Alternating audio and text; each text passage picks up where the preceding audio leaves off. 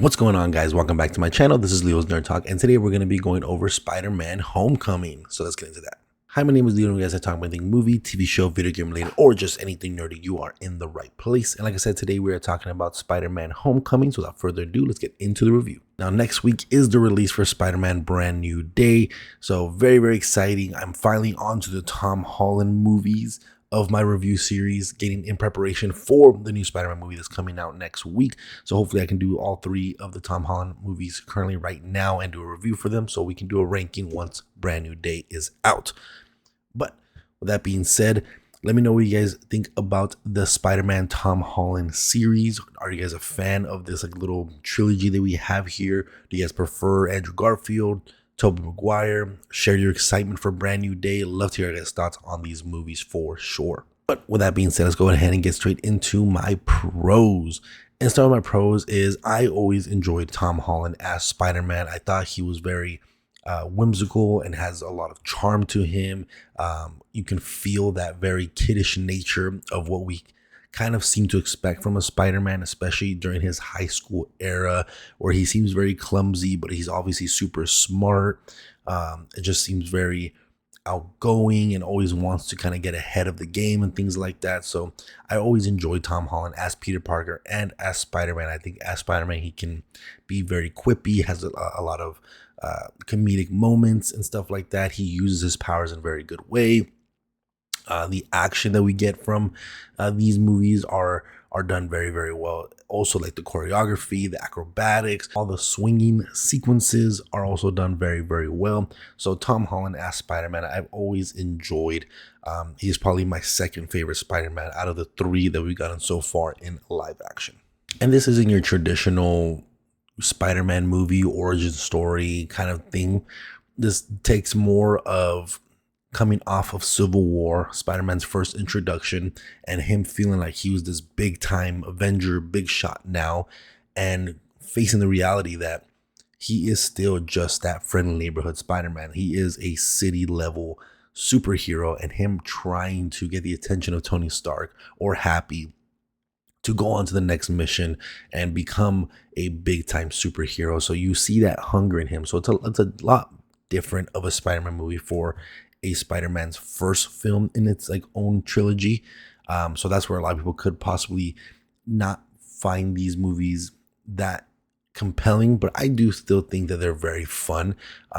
Me personally, I've always said this. I don't know if I said this on this channel, but when I talk with friends and stuff like that, when it comes to superhero movies or just movies in general, origin stories are typically always kind of a little bit lower for me personally. So I don't mind being able to just jump right into Spider-Man's life and him already having his powers and doing like that for his first movie in his own kind of series. So for me, that this definitely works as well. And I can definitely see where some people can get a little upset that this feels like it's not a standalone Spider-Man movie, in which to a certain extent that is very true, because we do have, Tony Stark and stuff like that popping in and out and influencing or doing things or manipulating, his life and choices based off of how ready Tony Stark thinks Peter Parker is to become a superhero.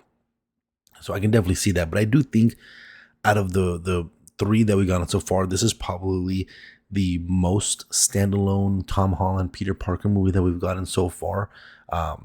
If this definitely feels a little bit more grounded, especially because we do get a lot of that stuff like in New York, him doing just very small crime fighting, the bank robbery, or saving taking back a bike that was stolen, or things like that. And then it starts getting a little bit bigger with everything that's going on with Vulture and everything on the boat and stuff like that. So I know when we think about Homecoming, we think about everything that happens in DC, but that's a very small portion of this story. A lot of this does take place in Queens and happens a lot in New York. So I do think even though you have Avenger level superheroes involved in here, it still has a little bit of that grounded nature to it. So I do enjoy that as well. And overall, this movie is very fun. It's very exciting, very action packed. There's a lot going on here. I do really enjoy Michael Keaton as Vulture. I think he does a very good job as the villain as well in this film. And I do like that's a different take on a villain for a first Spider-Man movie. We're always typically seeing the Green Goblins, the Venoms, the Doc Ock. So seeing a Vulture is also a nice new flavor to see a different enemy, a different villain being involved in Spider-Man's story. So I do enjoy all the characters here for the most part. I do enjoy Aunt May. Happy is very slightly involved, but I do think he has some good comedic relief. Ned is also a very fun character as well. Him discovering who Spider-Man is, and that like relationship and partnership that they start having going on, trying to work with each other to kind of fight crime together and things like that. So that's a lot of fun relationships happen in this movie, and there's a lot of good action. So I think overall, this is just a very fun Spider-Man movie that I still thoroughly enjoy. And I haven't seen this movie since its release back in 2017, and seen it now again after, just about 10 years now. I do still very much enjoy this movie. But with that being said, let's go ahead and get into my cons. And I might sound like a hypocrite in some of these cons here, but yes, as much as I say I'm not a big fan of origin stories, or that I don't think is that big of a deal that Tony Stark is involved in this movie, it would have been nice for his first film to be solely focused on Spider-Man, solely focused on crimes happening in New York. That would have been a much better approach for sure, in my opinion. So that is one thing for sure that I do wish this movie not necessarily give us an origin story, but went in the route of just having a standalone Spider-Man movie without having any other influences or anything else being involved in the surrounding bits. Secondly, I do think some of the characters could be a little bit weak here, especially the love interest. I did not care about the love interest whatsoever. It really only served the purpose to have more tension when it came to Michael Keaton's Vulture. So I think that's really the only reason why we have this love interest here, because I don't think the love interest really affects the story whatsoever. And again, it's not really a very interesting love interest to begin with. You also have MJ here. That's kind of more like a comedic relief. Seems more like a cameo than it seems like an actual character within the story. So there's stuff like that as well. So there's some characters here that feel like they don't really hold any sort of significance to the story and just are there for plot's sake to make things feel either more tense or have more comedic relief in high tense moments. So a lot of characters here can feel a little weak or just unnecessary.